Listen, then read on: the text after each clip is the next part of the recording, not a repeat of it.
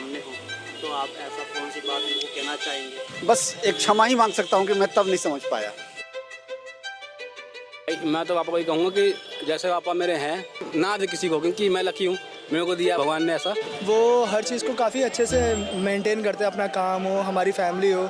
मैंने कभी भी उन्हें किसी के आगे झुकते हुए नहीं देखा। सबसे बड़ा सेक्रीफाइस तो ये है कि मैंने हमेशा उनका मतलब उनकी बात नहीं मानी। अकेलेपन महसूस किया है पिता के बिना?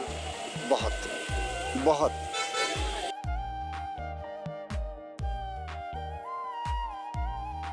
शाम को जरूर फोन रखो अपना और बात करो। अगर आप बात नहीं करोगे तो बॉन्डिंग कैसे बन पाएगी? तो सर मुझे बताइए कि आपके पिताजी की ऐसी कौन सी बात है जो आप लोगों को बताना चाहेंगे और उनसे सीख सकें आपके पिताजी की बात से? बीइंग एजुकेटर, आप विजनरी बनिए और एग्जीक्यूटर बनिए, बीच में कुछ नहीं है। से फिलहाल सबसे मेन चीज़ यही है, जिस उम्र पे हम हैं ना, तो हमारे फादर बहुत एजिड हो गए हैं, तो हमें उनका ख्याल रखना चाहिए जैसे उन्होंने हमारा रखा। मेरे अब्बू ये कहते हैं हालात कैसे भी हो आपको हार नहीं माननी। अगर आपने हार मान ली तो वो हालात आपका पीछा नहीं छोड़ेंगे। वो आपके सामने बार बार पहाड़ बन के, बार बार चट्टान बन के आपके सामने आते रहेंगे।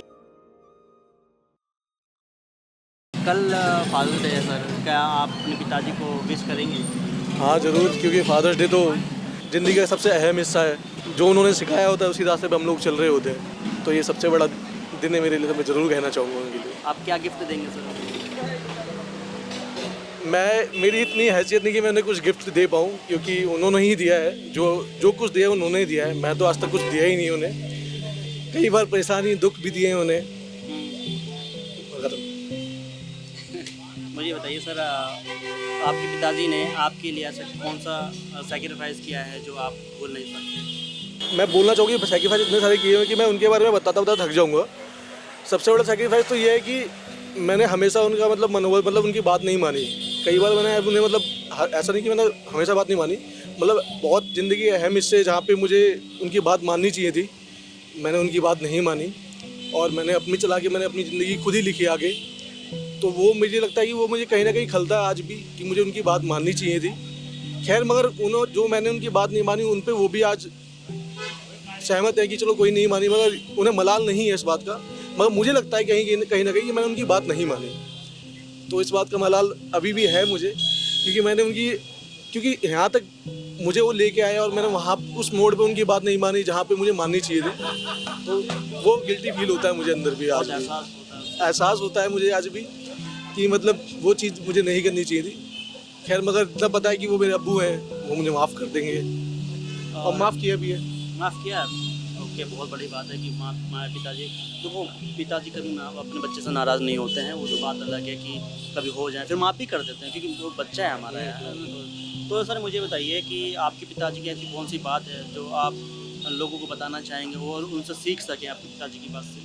मेरे अब्बू ये कहते हैं हालात कैसे भी हो आपको हार नहीं माननी। अगर आपने हार मान ली तो वो हालात आपका पीछा नहीं छोड़ेंगे। वो आपके सामने बार बार पहाड़ बन के, बार बार चट्टान बन के आपके सामने आते रहेंगे। आपको उससे लड़ना पड़ेगा, आपको डटे रहो, मगर हाँ, हारना नहीं है, आपको चीज़ को नुकसान नहीं पहुंचाना। आप उससे उसका सामना तो करो। वो तुम्हें जान नहीं बोलते कि शैतान जान से नहीं मारता, सिर्फ परेशान करता है। तो वो चीज़ें ना लाइक ये शैतान एक डेविल टाइप का होता है, ठीक है। तो आप उसे हार मत मानो, उस पर आप काम करते रहो। क्या पता उसके अंदर रहम आए, क्या पता वो चीज़ें अच्छी हो, कहीं आज नहीं हो रहा कल हो जाएगी, मगर वो होगी ज़रूर। मगर आपके काम करने के तरीके में वो जज्बा होना चाहिए, तो वो चीज़ें रहती हैं। पापा ने उतना सिखाया है कि कभी भी हार मत मानो, उसे करते रहो।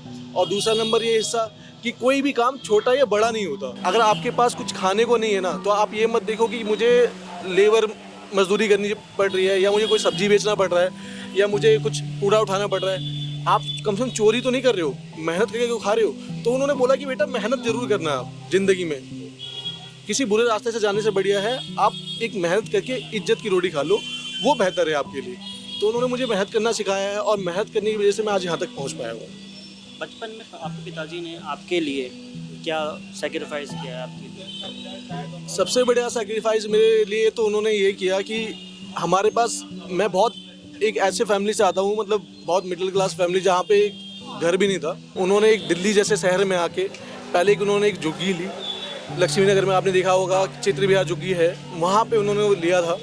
वहाँ से उन्होंने स्टार्ट किया, वहाँ से उन्होंने फल का काम स्टार्ट किया। धीमे धीमे उन्होंने मकान लिया गाजियाबाद के अंदर, धीमे धीमे वहाँ पे इन्होंने बनाया और उन्होंने घर दिया। और सबसे बड़ी बात, उन्होंने मुझे दुनिया के सामने अपनी पहचान दी, दिखा सकूँ कि हाँ मैं उनका लड़का हूँ, उनका बेटा हूँ। और उनकी सबसे बड़ी बात, उन्होंने मुझे नाम दिया है। मैं उस रास्ते पे चल भी रहा हूँ, काम भी कर रहा हूँ कि मैं भी अपने बच्चों को दे पाऊँ। और सबसे बड़ी बात यह है कि वो मेरे साथ मौजूद हैं और मैं यही चाहूँगा कि आज हाँ मैं भी पाऊँ। अच्छा, तो सर मुझे ये बताइए कि ऐसी कौन सी बात है जो आप कहना चाहते थे पिताजी से, आप कह नहीं पाए और उसका कभी मलाल रहा है आपको, कभी बोल नहीं पाए उसका? मैंने बताया ना कि मैंने स्टार्टिंग में ही आपसे कहा था कि मैंने लाइफ में, उन्हें लगता होगा कि मैंने उनकी बात नहीं मानी और मुझे उसका मलाल नहीं, मगर मुझे आज भी मलाल है कि मैंने उस पॉइंट पे उनकी बात नहीं मानी जहाँ पे मुझे उनकी बात माननी चाहिए थी। कि जहाँ पे हर पिता का अरमान होता है, जहाँ पे हर मम्मी का अरमान होता है, जहाँ पे हर बहन या भाई का अरमान होता है, मैंने उस जगह पे उनकी बात नहीं मानी। बट हाँ, आज वो लोग खुश हैं उस बात से भी जो मैंने डिसीजन लिया। बस इतना ही कहूँगा कि ऐसा नहीं कि मैं आपकी बात नहीं मानता, ऐसा नहीं कि आपकी मैं मतलब कदर नहीं करता, आपकी कदर भी उतनी ही करता हूँ, आपकी बात भी मानता हूँ। आपको इस बारे में बखूबी पता है। अब मैं यही चाहूँगा कि आपका साया मेरे सर पर ऐसे ही बना रहे और आप सेहतमंद रहें, खुश रहें, आबाद रहें। बस मैं यही चाहूँगा हर लड़के से, कभी भी कोई भी ऐसा काम ना करें कि जिससे आपके पापा या आपके अम्मी अब्बू नाराज़ हों आपसे। कोई ऐसा मोड़ लेके ना आए। बाकी तो ज़िंदगी के पार्ट चलता रहेगा। आपको एक खुद पिता है, आपको पिता बनकर कैसा महसूस हो रहा है?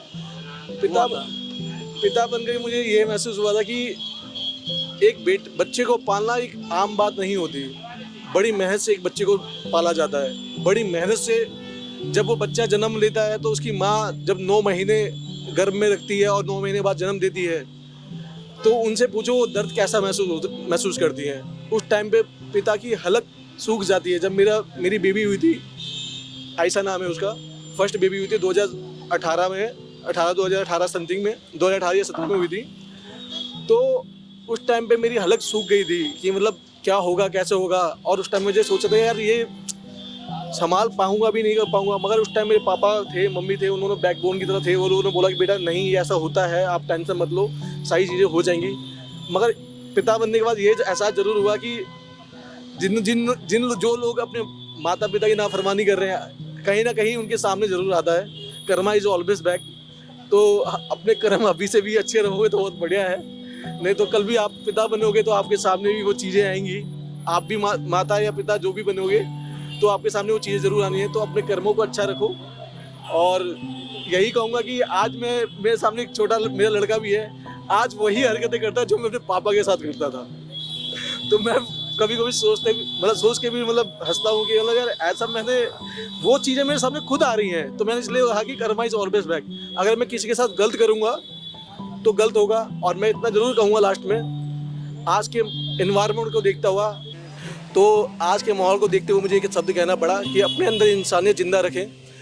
हमें कोई भी धर्म ये नहीं सिखाता कि हिंदू है या मुसलमान है। हम सबसे पहले एक इंसान है और इंसानियत हमारे अंदर जिंदा होनी चाहिए। जो लोग ऐसे काम कर रहे हैं उनसे हाथ जोड़ के मैं निवेदन करूँगा, ये हमारा हिंदुस्तान ऐसे ही हिंदुस्तान नहीं कहलाता। हिंदुस्तान के अंदर 36 बरादरियाँ आती हैं, 36 बरादरियों को बाद मिलने के बाद ये हिंदुस्तान बना है। तो इस हिंदुस्तान को बिखरने ना दे। और आपसे कहूँ अपने अंदर इंसानियत जिंदा रखें। बाकी तो आपको पता ही है आज के टाइम में देश में क्या चल रहा है। बढ़िया सर, थैंक यू सर, आपसे मिलकर अच्छा लगा।